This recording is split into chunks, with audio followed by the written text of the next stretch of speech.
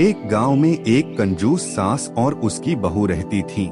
सास इतनी कंजूस थी कि वह घर में हर चीज बचाने की कोशिश करती, चाहे खाने पीने की चीजें हो या दैनिक खर्च। वह हर बार बहू को डांटती कि वह सब कुछ ज्यादा खर्च कर रही है। एक दिन सास ने बहू से कहा, ये क्या हो रहा है घर में? तेल, घी, मसाले सब खत्म हो रहे हैं। तुम्हें कोई समझदारी नहीं है क्या?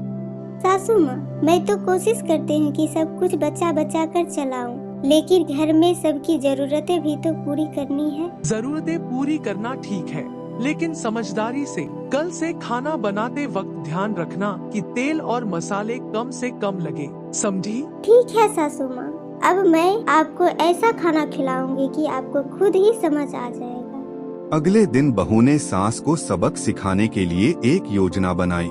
उसने सास की बात मानते हुए खाना बनाया, लेकिन इस बार मसाले और तेल बहुत ही कम डाला।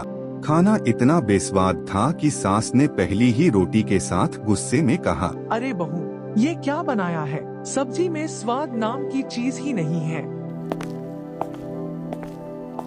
सासू माँ, आपने ही कहा था कि तेल और मसाला बचानी है, मैंने वही किया।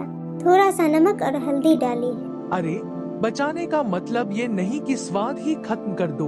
कुछ तो ढंग का बनाओ। ठीक है सासू माँ, कल से और ध्यान दूंगी।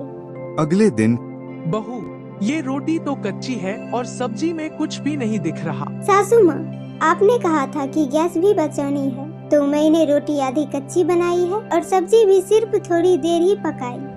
अरे बहू, ये क्या मजाक है? खाना ऐसा बनाओ कि घर वाले खुश रहें। सिर्फ बचत के पीछे मत भागो। सासू माँ, यही तो मैं समझाना चाह रही थी। जब जरूरत से ज्यादा बचत करेंगे तो खुशियाँ भी खत्म हो जाएगी। खाने का स्वाद सिर्फ पेट भरने के लिए नहीं, मन को खुश करने के लिए भी जरूरी है। ठीक कहा बहू, मैंने ज्यादा कंजूसी कर दी।